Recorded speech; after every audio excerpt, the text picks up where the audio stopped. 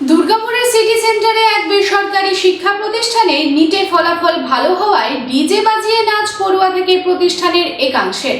এই ডিজেগুলি বাজেয়াপ্ত করল পুলিশ এবং এই শিক্ষা প্রতিষ্ঠানের প্রতিবাদে শিক্ষক মহল।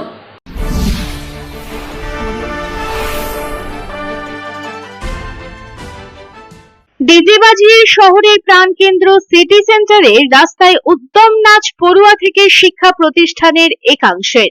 উদযাপন নামে কোন পথ দেখাচ্ছে পড়ুয়াদের? আদতে কি শিক্ষা দেবে এই শিক্ষা প্রতিষ্ঠান? প্রশ্ন তুলছে শহরবাসী, প্রতিবাদে শিক্ষক মহল।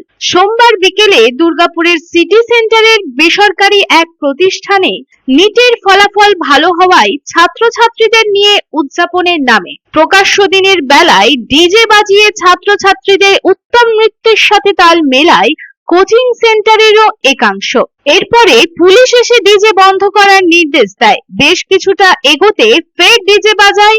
এরপর পুলিশ গাড়ি সহ চালককে আটক করে। ঘটনাস্থলে সিটি সেন্টার ফাঁড়ির আইসি সুদীপ্ত বিশ্বাস এসে গাড়ি সহ চালক ডিজে অপারেটরকে আটক করে এবং বেসরকারি ওই কোচিং সংস্থার আধিকারিকদের দেখা করতে বলে।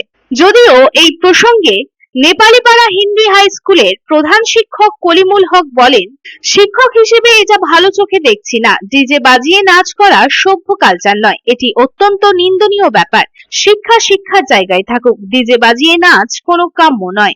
অ্যাকচুয়ালি একজন শিক্ষক হিসাবে এটা আমি একবারই ভালো চোখে দেখছি না। যদি ওখান থেকে ছেলে নেট কোয়ালিফাই করেছে খুবই ভালো, তাকে আমরা বাধাই দেবো। কিন্তু যদি ফেলিসিটেট করতে চায় বা প্রচার করতে চায় ইনডোর আউটডোর স্টেডিয়ামে তাকে ছেলে মেয়েকে নিয়ে ওকে সম্মাননা দিতে পারতো বা অন্যান্য ছেলেকে সামনে ওকে দেখাতে পারতো। কিন্তু এরকম ডিজে বাজিয়ে ডান্স করা একবারে এটা সভ্য কালচার নেই। এবারে আমরা তাকে ভর্ৎসনা করছি আর এবং প্রশাসনকে বলবো কি এরকম যে ছেলে মেয়ে যে পাস আউট করছে ও ডান্স করে, তার সঙ্গে টিচারও ডান্স করছে, যে আমি ছবিতে দেখেছি। একবার কাম্য নেই, এটা খুবই নিন্দনীয় ব্যাপার।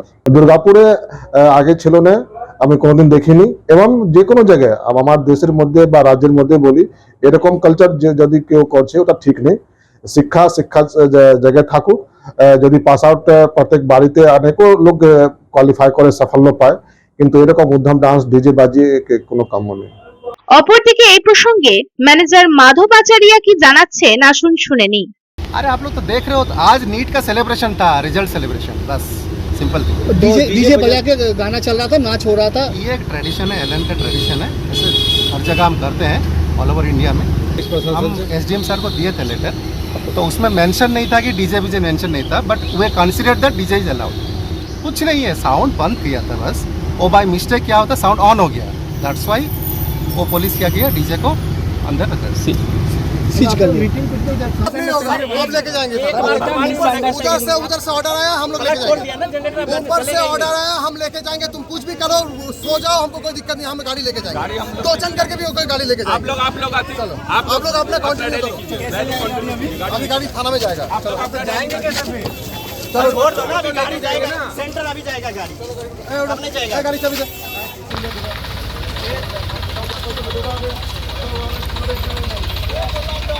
দুর্গাপুর থেকে সাধন রুজের রিপোর্ট, পাবলিক টাইমস।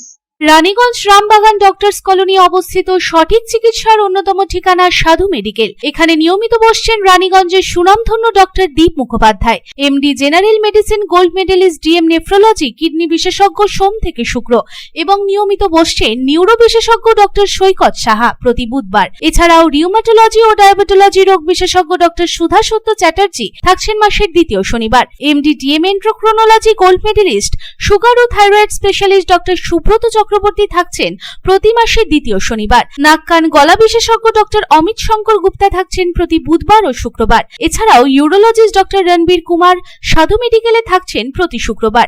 তবে বিশেষজ্ঞ ডাক্তারদের চিকিৎসার সুবিধা পেতে হলে যোগাযোগ করুন সাধু মেডিকেলে। আমাদের কন্ট্যাক্ট নাম্বার 9547008010, এছাড়াও 9832984839।